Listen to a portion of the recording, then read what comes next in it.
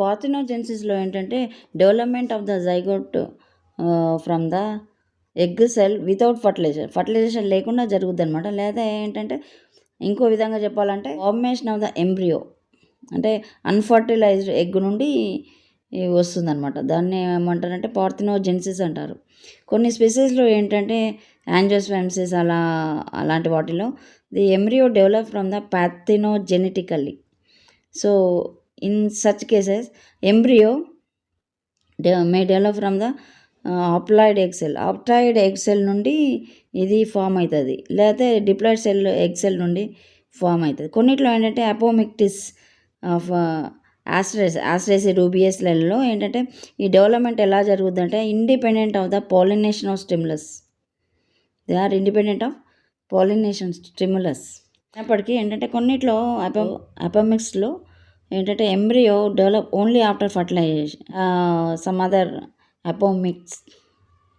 అపోమిక్స్లో embryo develop only after pollination and the phenomena is known as pseudogamy. Apomictic grasses, according to the Eslop and Harrison in 1972, there are 3 roles are pollination.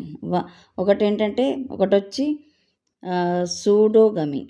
సూడోగమీలో ఎపోమిక్టిక్లో ఏంటంటే 3 సూత్రాలు ఉన్నాయి ఇందులో.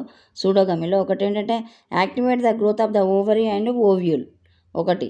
ఇంకోటి ఏంటంటే supply the male nucleus to development of the endosperm. ఇంకొకటి ఏంటంటే stimulate the పార్థెనోజెన్సిస్. అంటే ఈ 3 రకాలుగా ఏంటంటే అంటే ఇక్కడ ఒక్క సీడ్ కూడా లేదు చూడండి, బ్లాక్ కలర్లో ఉండే సీడ్స్ ఒక్కటి కూడా ఇందులో లేదు. అంటే అలా సీడ్లెస్ ఫ్రూట్స్ని అంటే జ్యూసీ పల్పి ఎక్కువగా వస్తుందన్నమాట ఇలాంటి ఫ్రూట్స్లో. కొన్నిట్లో ఏంటంటే apomicts of the grass. So the egg may divide parthenogenetically. So ఇందులో ఏంటంటే ఎండోస్పర్మ్ డెవలప్ అయ్యేంత వరకు ప్రో ఎంబ్రియో అనేది ఫామ్ కాదు.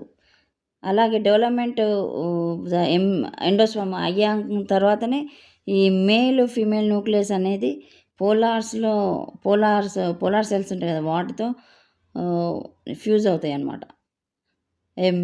అప్పుడు ఏమవుతుందంటే అందువల్ల ఏమవుతుందంటే mature apomictic embryo in these plants formed only after pollination.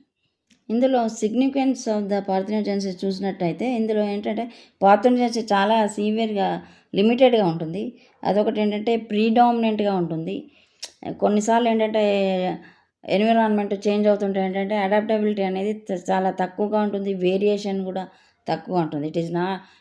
It is thought to be not enough to adaptability. So ఈ individual tend to become homozygous.